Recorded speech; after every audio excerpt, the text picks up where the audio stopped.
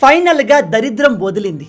Reason లేకుండా ఇండియాతో పెట్టుకుంటే ఏమవుతుందో మనోడికి చాలా క్లియర్గా అర్థమైంది. ప్రజెంట్ ఇండియా పాత ఇండియా లాగా ఏమన్నా నోరు మూసుకొని కూర్చుంటుంది అనుకున్నాడు పాపం. కానీ మనం తిరిగి ఇచ్చిన కౌంటర్లకు, ఇప్పుడు అమెరికా నుంచి తగిలిన షాక్లకు మనోడు ప్రధానమంత్రి పదవిని వదిలేయాల్సి వచ్చింది.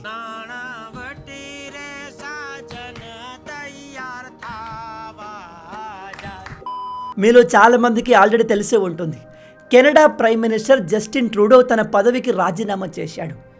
ఈ వీడియోలో మనం ఈ జస్టిన్ ట్రూడో ఎందుకు రాజీనామా చేశాడు, ఇతను రాజీనామా చేయాల్సిన పరిస్థితులు ఎందుకు వచ్చాయి, వీడు తన సొంత ప్రయోజనం కోసం, పొలిటికల్ మైలేజ్ కోసం ఇండియాతో కెనడా సంబంధాల్ని ఎలా డిస్ట్రాయ్ చేశాడు, వీడు మన ఇండియాను ఏ విధంగా టార్గెట్ చేశాడు, మన పైన వేసిన అలిగేషన్స్కి మన భారత్ ఏ విధంగా రీప్లే ఇచ్చింది, ఈ ట్రూడో రాజీనామా వెస్టర్న్ దేశాల్లో మన ఇండియా పవర్ని ఎలా ఇంక్రీజ్ చేసింది, ఇండియా ఒక పవర్ఫుల్ కంట్రీగా మారింది అని చెప్పడానికి ఈ ట్రూడో మనకు ఎలా సహాయపడ్డాడు, ఈ విషయాల్ని మనం ఈ వీడియోలో డీటెయిల్గా డిస్కస్ చేద్దాం. కానీ అంతకన్నా ముందు మీ అందరికీ ఉపయోగపడే ఒక చిన్న ప్రకటన. కెనడాలో జస్టిన్ ట్రూడో గవర్నమెంట్ ఫెయిల్ అవ్వడానికి ప్రధానమైన కారణం ఇతను దేశంలో మారుతున్న పరిస్థితులకు తగినట్టుగా అప్డేట్ అవ్వకపోవడం, సరైన రాజకీయ పరిజ్ఞానం లేకుండా ఒక పవర్ఫుల్ దేశంతో గొడవకు దిగడం. ఇలాంటి తప్పు మీరు మీ కెరియర్ విషయంలో చేయకండి. కేవలం 2024లో ఏఐ కారణంగా IKEA, sales force, Amazon, Intel, Microsoft, Google, IBM లాంటి కంపెనీలు దాదాపు 150,000 కంటే ఎక్కువ మందిని లే ఆఫ్ చేశాయి. కాబట్టి నేడు జస్ట్ ఒక డిగ్రీ లేదా ట్రెడిషనల్ లెర్నింగ్ చేసి సరిపోదు, ఎప్పటికప్పుడు అప్డేట్ అవుతూ కొత్త కొత్త టూల్స్ని నేర్చుకుంటూ ఉండాలి. అందుకే నేడు మీ కెరియర్ గ్రోత్కి కావాల్సిన ఏఐ డ్రివెన్ స్కిల్స్ నేర్చుకోవడం చాలా అవసరం. 2025 మిమ్మల్ని మీరు అప్గ్రేడ్ చేసుకోవడానికి ఒక పర్ఫెక్ట్ టైం. అందుకే మీ అందరికీ 3 hours హ్యాండ్స్ ఆన్ ట్రైనింగ్ని రికమెండ్ చేస్తున్నాను. సాధారణంగా ఇది ఒక పెయిడ్ ట్రైనింగ్, కానీ వీళ్ళు న్యూ ఇయర్ సందర్భంగా ఫస్ట్ 1000 పీపుల్కి ఫ్రీగా అందిస్తున్నారు. దీనికి సంబంధించిన లింక్ మన డిస్క్రిప్షన్లో అలాగే కమెంట్లో పిన్ చేశాను, ఇప్పుడే రిజిస్టర్ అవ్వండి. ఈ 3 hours హ్యాండ్స్ ఆన్ ట్రైనింగ్లో ఏఐ యూజ్ చేసి ఎక్సెల్ షీట్లో ఎంతటి కాంప్లెక్స్ డేటా ఉన్నా చాలా ఫాస్ట్గా సార్ట్అవుట్ చేసుకోవచ్చు. అంతేకాదు ఈ ఏఐ యూజ్ చేసి business strategy framing, personal brand building, ఈజీగా జాబ్స్ ఎలా పొందాలి, శాలరీ హైక్ స్ట్రాటజీ లాంటివి చాలా నేర్చుకోవచ్చు. వీటితో పాటు 25+ ఏఐ టూల్స్ని కూడా నేర్చుకోవచ్చు. కేవలం టెక్కీస్ మాత్రమే కాదు, నాన్ టెక్ వాళ్ళు కూడా. Example sales, marketing, HR, operations, freelancers, ఇలా మీరు ఏ ఫీల్డ్ వారైనా సరే ఇది మీకు డెఫినెట్గా యూజ్ అవుతుంది. ఇందులో మీరు రిజిస్టర్ అయితే 4,999 వర్త్ ఫ్రీ బోనస్ కూడా పొందవచ్చు. ఈ 2025లో మీరు ఇతరుల కంటే ముందుండేందుకు ఇది ఒక న్యూ ఇయర్ ఆపర్చునిటీ. మళ్ళీ చెప్తున్నాను, ఇది ఫస్ట్ 1000 మెంబర్స్కి ఫ్రీ. ఇంకెందుకు వెయిట్ చేస్తున్నారు మరి? దీనికి సంబంధించిన లింక్ డిస్క్రిప్షన్లో అలాగే కమెంట్లో పిన్ చేశాను, వెంటనే వెళ్ళి జాయిన్ అయిపోండి.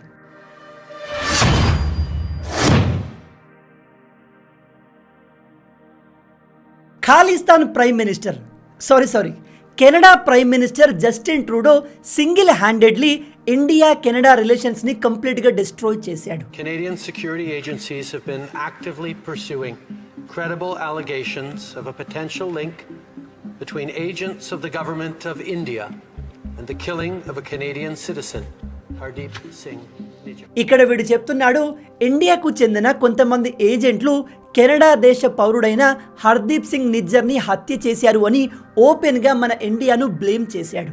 మరి ఇండియన్ ఏజెంట్లు నిజంగా ఈ హత్య చేశారా అంటే ఎవ్వరికీ తెలియదు. దానికి సంబంధించిన ఎటువంటి ఎవిడెన్స్ కూడా ట్రూడో దగ్గర లేవు. అయితే ఇక్కడ మీరు హర్దీప్ సింగ్ నిజ్జర్ ఎవరు అనేది తెలుసుకోవాలి.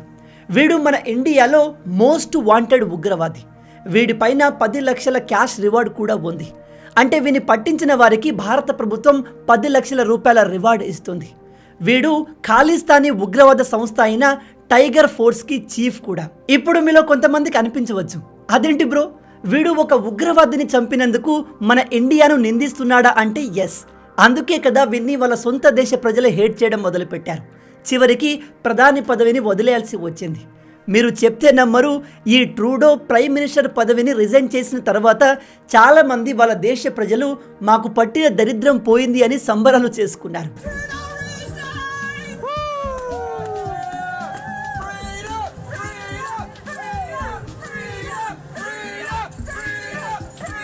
అలాగే చాలామంది జియో పొలిటికల్ నిపుణులు వీన్ని ఇంటర్నేషనల్ పప్పు అని కూడా పిలుస్తారు. అలా ఎందుకు అనే విషయం మీకు ముందు ముందు తెలుస్తుంది. ఈ ట్రూడో అంటే ప్రపంచంలోనే రిచెస్ట్ పర్సన్ అయిన ఇలాన్ మాస్క్కి కూడా పడదు.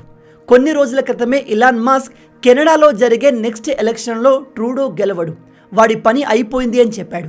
డొనాల్డ్ ట్రంప్కి కూడా ఈ ట్రూడో అంటే పడదు. ట్రంప్ అయితే వీన్ని ప్రైమ్ మినిస్టర్ అనకుండా గవర్నర్ అని పిలిచేవాడు. అలా ఎందుకు అంటే ట్రంప్ ప్రకారం కెనడా ఒక ఇండిపెండెంట్ కంట్రీ లాగా ఉండకూడదు. కెనడా అమెరికాలో కలిసిపోవాలి. ప్రజెంట్ అమెరికాలో మొత్తం 50 రాష్ట్రాలు ఉన్నాయి. డొనాల్డ్ ట్రంప్ ఈ కెనడాను 51వ రాష్ట్రంగా ఇదిగో ఈ ట్వీట్లో వర్ణిస్తూ ట్రూడోని అమెరికాకు చెందిన 51వ రాష్ట్ర గవర్నర్గా పిలిచాడు. అంతేకాదు కెనడా ఎంత త్వరగా వీలైతే అంత త్వరగా అమెరికాలో కలిసిపోతే బెటర్ అని సలహా కూడా ఇచ్చాడు. ఒకసారి ఇమాజిన్ చేయండి, ఒక దేశానికి చెందిన ప్రైమ్ మినిస్టర్ని పక్క దేశానికి ప్రెసిడెంట్ కాబోయే వ్యక్తి ఇలా ఓపెన్గా అవమానిస్తే ఎలా ఉంటుంది? జస్ట్ ఎగ్జాంపుల్కి చెప్తున్నాను. రేపు చైనా ప్రెసిడెంట్ షీ జిన్పింగ్ మన మోడీ గారితో ఈ విధంగా మాట్లాడితే మన దేశం ఊరికే ఊరుకుంటుందా? దానికి తగ్గ రిప్లై ఇస్తుంది. బై ద వే, చైనా మన ఇండియాతో అలా మాట్లాడే అవకాశమే లేదు. ఎందుకంటే ప్రజెంట్ ఇండియా క్యాపబిలిటీ ఏంటో చైనాకే కాదు ప్రపంచం మొత్తానికి తెలుసు. కానీ ఈ ట్రూడోని డొనాల్డ్ ట్రంప్ గవర్నర్ అని చాలా సందర్భాల్లో పిలిచి అవమానించినప్పటికీ కెనడా ప్రజలు పెద్దగా పట్టించుకోలేదు. ఎందుకంటే వాళ్ళ దేశ ప్రైమ్ మినిస్టర్ ఎంత పప్పుగాడో వాళ్ళకు ముందే తెలుసు.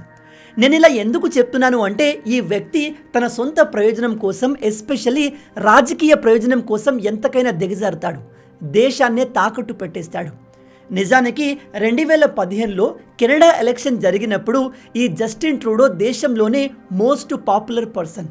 ఇతన్ని అక్కడి ప్రజలు ఎంతో ఇష్టపడేవారు. కానీ 2019 వచ్చేసరికి మనోడి అసలు రూపం ప్రజలకు బాగా అర్థమైపోయింది. మనోడి దిమాగ్ సరిగా పనిచేయదు, వీడికి ఎప్పుడు ఎలా మాట్లాడాలి, ఏం మాట్లాడాలో తెలియదు అనే విషయాన్ని ప్రజలు రియలైజ్ అయిపోయారు. దాంతో 2019లో ఇతనికి కావాల్సిన మెజారిటీ లభించలేదు. దాంతో ఆ దేశంలో ఉన్న ఇంకో పార్టీ హెల్ప్ని తీసుకున్నాడు. ఆ పార్టీ పేరే NDP, న్యూ డెమోక్రటిక్ పార్టీ. దాంతో 2019లో ట్రూడో కోalition గవర్నమెంట్ ఫామ్ చేసి ప్రైమ్ మినిస్టర్ అయ్యాడు.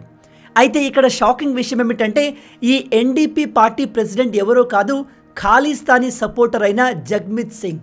వీడు మన ఇండియాలో జరిగే ఖాళిస్తానీ మూమెంట్స్కి సపోర్ట్ ఇస్తాడు, ఇండియాకు అగెన్స్ట్గా మాట్లాడతాడు, ఇండియాను ముక్కలు చేస్తామని వార్నింగ్ ఇచ్చే ఖాళిస్తానీ ఉగ్రవాదులకు హెల్ప్ చేస్తాడు. దీన్ని బట్టి మీకు అర్థమై ఉంటుంది కెనడాలో ఖాళిస్తానీ ఉగ్రవాదుల సంఖ్య ఎంత పెరిగినా, వీళ్ళు మన ఇండియాకు అగెన్స్ట్గా ఎటువంటి యాక్టివిటీస్ చేసినా ట్రూడో నోరు మూసుకొని ఎందుకు ఉంటాడు అనేది. కానీ ప్రజెంట్ ఈ ట్రూడో పరిస్థితి ఎలా మారింది అంటే ఈ ఉగ్రవాద సపోర్టర్ అయిన జగ్మిత్ సింగ్ కూడా తన సపోర్ట్ని ఇవ్వడం ఆపేశాడు. అంతేకాదు ట్రూడోకి తన సొంత పార్టీ మెంబర్సే అగెన్స్ట్గా మారారు. సొంత పార్టీ వాళ్ళే నువ్వు ప్రైమ్ మినిస్టర్ పదవి నుంచి రిజైన్ చేస్తావా లేదా మమ్మల్ని పార్టీ వదిలి వెళ్ళిపోమంటావా అని బెదిరించారు. అయినా కూడా మనోడు సిగ్గు లేకుండా పదవిని వదలడానికి రెడీ అవ్వలేదు. దాంతో సొంత పార్టీకి చెందిన లీడర్స్ అందరూ కలిసి ఒక లెటర్ను రాసి 2024 అక్టోబర్ 8 కల్లా నువ్వు రిజైన్ చేయాలి అని చెప్పి డెడ్లైన్ పెట్టారు. అప్పుడు మనోడు కాస్త తగ్గి ఎలాగో ఎలక్షన్స్ దగ్గర పడ్డాయి కాబట్టి మీరు చెప్పినట్టుగా నేను రిజైన్ చేస్తానని ఒప్పుకున్నాడు.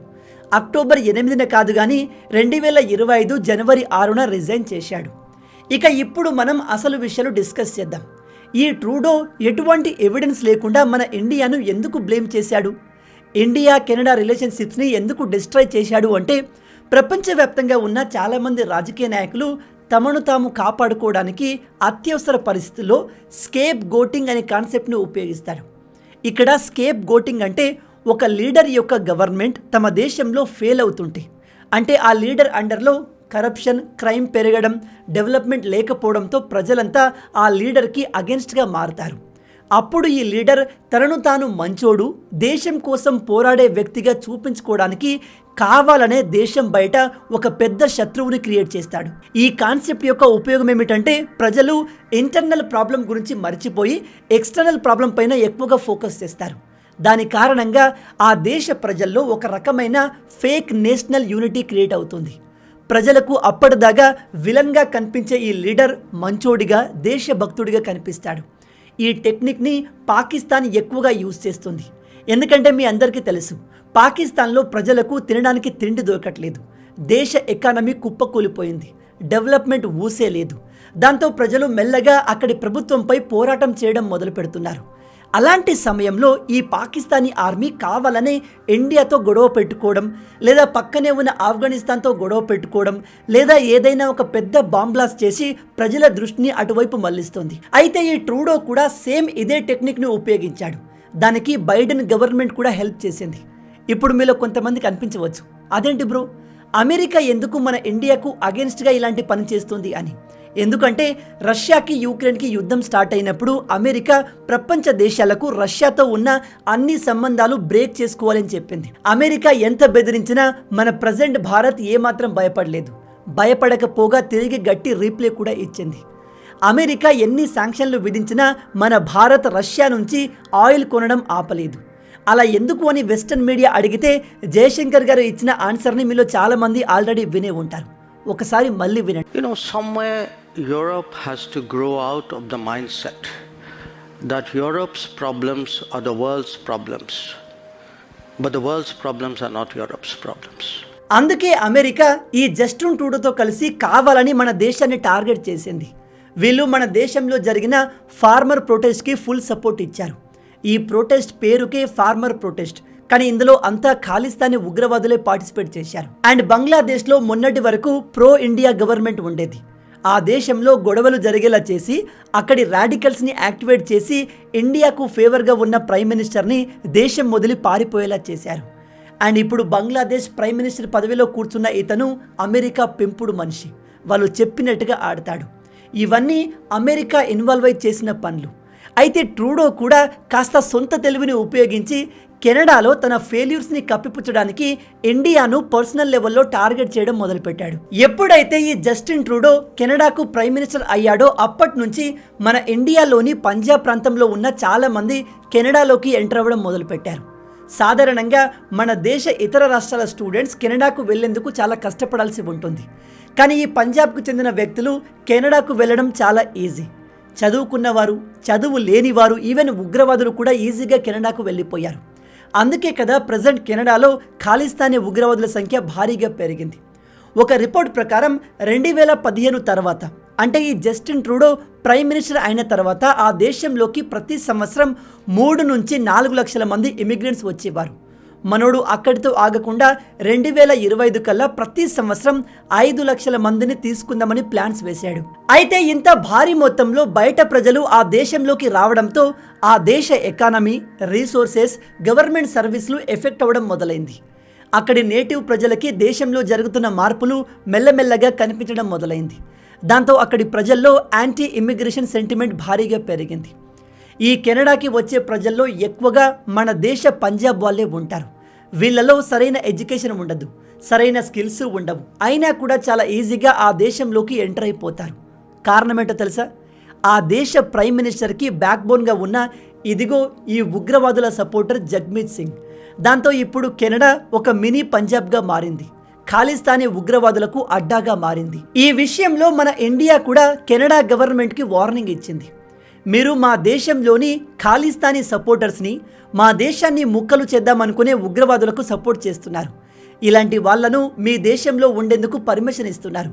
ఇది మీకు కూడా మంచిది కాదు. దయచేసి వీళ్ళ విషయంలో కాస్త జాగ్రత్తగా ఉండండి అని వార్నింగ్ ఇచ్చింది.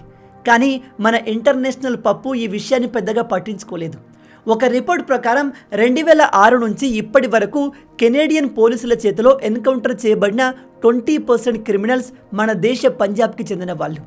ట్రూడో గవర్నమెంట్ అండర్లో దేశంలో క్రైమ్స్ పెరగడంతో పాటు ఎకానమీ కూడా మెల్లమెల్లగా కొలాప్స్ అవ్వడం మొదలైంది. మీరు ఇక్కడ గ్రాఫ్లో చూడవచ్చు. ట్రూడో మొదటిసారి ప్రైమ్ మినిస్టర్ అయినప్పుడు వీళ్ళ జీడిపి అమెరికన్ జీడిపికి ఆల్మోస్ట్ ఈక్వల్గా ఉండేది. అదే ఇప్పుడు చూసుకుంటే అమెరికన్ జీడిపి ఎక్కడో ఉంటే కెనేడియన్ జీడిపి దారుణంగా పడిపోయింది. దేశంలో నిత్యావసర వస్తువుల రేట్లు పెరిగిపోయాయి. ప్రజెంట్ కెనడా హౌసింగ్ ప్రైసెస్ అయితే చాలా దారుణంగా ఉన్నాయి. అక్కడి సాధారణ ప్రజలు సొంత ఇల్లును కొనే స్థాయిలో కూడా లేకుండా పోయారు. అందుకే ప్రజలకు మెల్లమెల్లగా ఈ ట్రూడో పైన హేట్ స్టార్ట్ అయిపోయింది. వీడు మన దేశాన్ని డెవలప్ చేయడం కాదు, నాశనం చేస్తున్నాడనే విషయాన్ని రియలైజ్ అవ్వడం మొదలుపెట్టారు. ఇవన్నీ చాలా ఉన్నట్టు ఒక అతిపెద్ద కాంట్రవర్సీ కెనడాలో స్టార్ట్ అయింది.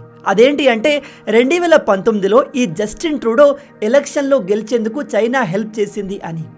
చైనా మిస్ ఇన్ఫర్మేషన్ని స్ప్రెడ్ చేయడం, ఫైనాన్షియల్ ఫ్రాడ్ చేయడం లాంటి విషయాల్లో ట్రూడోకి హెల్ప్ చేసి ఇతను ఎలక్షన్లో గెలిచేలా చేసింది అని కొంతమంది ఒక కొత్త థియరీని స్టార్ట్ చేశారు. చాలా మంది అపోజిషన్ లీడర్లు చెప్పేది ఏమిటంటే ఈ జస్టిన్ ట్రూడో దేశంలో ఫ్రీ స్పీచ్ లేకుండా చేస్తున్నాడు.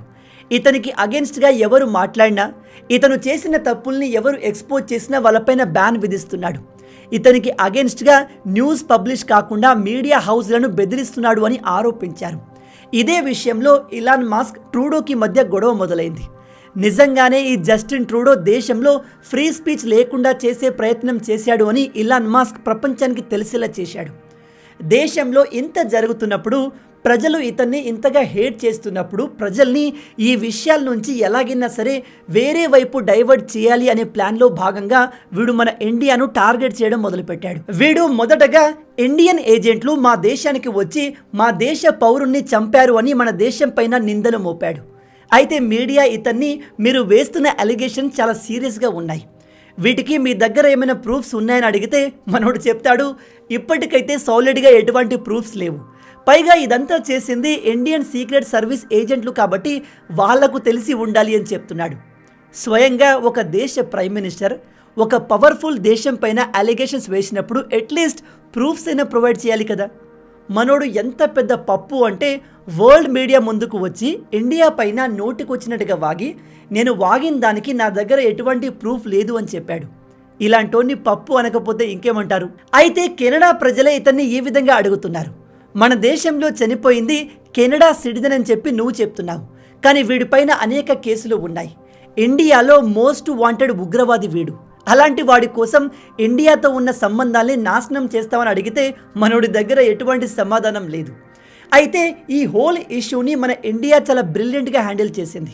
మీరు గమనించండి, కెనడాకు చెందిన టాప్ లీడర్స్, ఈ పప్పు ప్రైమ్ మినిస్టర్, అక్కడి డిప్యూటీ మినిస్టర్, అలాగే పోలీస్ అధికారులు అందరూ కలిసి మన ఇండియాను, మోడీ గారిని, అమిత్ షా గారిని టార్గెట్ చేసి మాట్లాడారు. కానీ మన ఇండియా నుంచి టాప్ లీడర్లు, మినిస్టర్లు ఎవ్వరూ కూడా దీనిపైన రెస్పాండ్ కాలేదు. అలా ఎందుకు అంటే ఇండియాకు చాలా క్లియర్గా తెలుసు, ఈ ఇంటర్నేషనల్ పప్పుగాడు వాళ్ళ దేశంలో జరుగుతున్న దరిద్రాన్ని కప్పిపుచ్చడానికి మనతో గొడవ పడుతున్నాడు. వీడికి మనం ఎక్కువగా అటెన్షన్ ఇస్తూ రెస్పాండ్ అయ్యామే అనుకోండి, వీడు మరింత ఓవర్ యాక్షన్ చేస్తాడు కాబట్టి వాడిని పట్టించుకోవడమే ఆపేశారు. మన దేశం మిగతా కింది స్థాయి ఉద్యోగులు మాత్రమే కెనడా అలిగేషన్స్కి రెస్పాండ్ అయ్యారు. మన ఇండియన్ గవర్నమెంట్కి చాలా క్లియర్గా తెలుసు, కెనడా ఒక పవర్ఫుల్ కంట్రీ కాదు. కెనడా కేవలం అమెరికా సపోర్ట్ని చూసే తనను తాను పవర్ఫుల్ కంట్రీ అనుకుంటుంది. అండ్ త్వరలోనే అమెరికాలో ఎలక్షన్స్ రాబోతున్నాయి. అక్కడ ట్రంప్ గెలిచే ఛాన్సెస్ చాలా ఎక్కువగా కనిపిస్తున్నాయి. ట్రంప్కి మోడీకి మంచి రిలేషన్స్ ఉన్నాయి కాబట్టి ఈ సమయంలో ఈ పప్పుగాడితో అనవసరంగా గొడవపడే బదులు కొన్ని రోజులు వెయిట్ చేస్తే వాడికి వాడే పవర్ నుంచి దిగిపోతాడు అనుకున్నారు. అండ్ అనుకున్నట్టే ఇప్పుడు జరిగింది కూడా. ఇక్కడ మీరు గుర్తుపెట్టుకోవాల్సిన విషయం ఏమిటంటే, ఒకవేళ అమెరికన్ ఎలక్షన్లో ట్రంప్ గెలవకపోయి ఉంటే ఈ పప్పుగాడు స్టిల్ పవర్లో ఉండేవాడు. అమెరికన్ గవర్నమెంట్ సపోర్ట్తో మన ఇండియాను వీడు మరింత టార్గెట్ చేసేవాడు. అందుకే బైడెన్ పవర్లో ఉన్నన్ని రోజులు వీడు చాలా ఓపెన్గా, కాన్ఫిడెంట్గా మన ఇండియాను టార్గెట్ చేశాడు. కానీ ట్రంప్ గెలిచాక నెక్స్ట్ మినిట్ నుంచి టోన్ కాస్త సాఫ్ట్ అయిపోయింది. ఇండియా గురించి మాట్లాడడం ఆపేశాడు. ఇప్పుడు ఏకంగా తన ప్రైమ్ మినిస్టర్ పదవిని వదిలేసే పరిస్థితి తెచ్చుకున్నాడు. అందుకే ఇక్కడ మన ఇండియా చాలా స్మార్ట్ గేమ్ ఆడింది. నెపోలియన్కి చెందిన ఒక కొటేషన్ ఉంటుంది, never interrupt your enemy when he's making mistake అని. అంటే అర్థం, నీ శత్రువు తప్పు చేస్తున్నప్పుడు వాడిని డిస్టర్బ్ చెయ్యకు. మన ఇండియా కూడా ఈ ఇంటర్నేషనల్ పప్పు ఇష్టం వచ్చినట్టుగా ఎగురుతూ మన ఇండియాను బ్లేమ్ చేస్తున్నప్పుడు వీడికి రిప్లై ఇవ్వకుండా చాలా ఓపిక్గా టైం కోసం వెయిట్ చేసింది. ఇప్పుడు మన ఓపిక ఫలించింది. ట్రంప్ దెబ్బకు వీడు తనను తానే పదవిని వదిలి పారిపోయాడు. అయితే ఇక్కడ చాలామందికి ఉన్న క్వశ్చన్ ఏమిటంటే, కెనడాలో మన ఇండియాకు అగెన్స్ట్గా పనిచేసే ఖాళిస్తానీ ఉగ్రవాదుల్ని చంపుతుంది ఎవరు? నిజంగానే ఈ పప్పుగాడు చెప్పినట్టు ఖాళిస్తానీ ఉగ్రవాది నిజ్జర్ని చంపింది మన ఇండియాకు చెందిన ఏజెంట్లేనా? అలాగే పాకిస్తాన్, అమెరికా, కెనడా ఇంకా ఇతర దేశాల్లో మన ఇండియాకు అగెన్స్ట్గా మాట్లాడే వాళ్ళు ఒక్కొక్కరిగా చనిపోతున్నారు. ఎవరో గుర్తు తెలియని వ్యక్తులు వాళ్ళను చంపేస్తున్నారు. దీని వెనుక మన ఇండియన్ గవర్నమెంట్ ఉందా అంటే దీనికి ఆన్సర్ ఎవ్వరికీ తెలియదు. కానీ ఒకసారి ఆలోచించండి, మన శత్రువులు వాళ్లకు వాళ్ళే అంతమైపోతున్నారు. అది కూడా విచిత్రమైన పరిస్థితుల్లో ఎవరో గుర్తు తెలియని వ్యక్తులు వచ్చి వాళ్ళను లేపేస్తున్నారు అంటే దానికి కారణం ఏమై ఉండవచ్చు? మీరేమనుకుంటున్నారు? ఇక్కడ ఒక విషయాన్ని బాగా గుర్తుపెట్టుకోండి, ప్రజెంట్ ఇండియా పాత ఇండియా కాదు. పాతలాగా ఎవరు ఏమన్నా నోరు మూసుకొని కూర్చునే ఇండియా ఇప్పుడు లేదు. మొత్తంగా ఇవి ఈ వీడియోకి సంబంధించిన పూర్తి విషయాలు. మోడర్న్ ఇండియా గురించి, ప్రజెంట్ భారత ప్రభుత్వం ఇంటర్నేషనల్ లెవెల్లో ఫాలో అవుతున్న పాలసీ గురించి మీరేమనుకుంటున్నారు? ఇండియా ఇలాగే అగ్రెసివ్గా ఉండాలా, లేదా పాతలాగా ఎవరు ఏమన్నా నోరు మూసుకొని అణిగిమణిగి ఉండాలా? మీ ఆలోచనల్ని కింద కామెంట్లో చెప్పండి. ఈ వీడియో మీకు నచ్చింది అనుకుంటున్నాను. నచ్చితే అలా ఊరికే చూసి వెళ్ళిపోకుండా వీడియోను లైక్ చేయండి. ఈ వీడియోకి నేను మీకు ఇచ్చే లైక్స్ టార్గెట్ 5000 లైక్స్. చాలా ఈజీ, సింపుల్గా చేసేయండి. అండ్ ఇలాంటి మరిన్ని ఇంట్రెస్టింగ్ వీడియోస్ కోసం మన ఛానల్ని సబ్స్క్రైబ్ చేసి మమ్మల్ని సపోర్ట్ చేయొచ్చు కదా. ఇది మీకు కంప్లీట్లీ ఫ్రీ, కానీ మీరు చేసే ప్రతి ఒక్క లైక్ అండ్ సబ్స్క్రిప్షన్ మాకు మరిన్ని వీడియోస్ చేయడానికి ఒక మోటివేషన్లా ఉంటుంది. కాబట్టి వీడియోని లైక్ చేసి ఛానల్ని సబ్స్క్రైబ్ చేయడం మర్చిపోవద్దు. రాబోయే వీడియోలో ఇంకో ఇంట్రెస్టింగ్ టాపిక్తో మళ్ళీ కలుద్దాం. అంటిల్ దెన్, జై హింద్.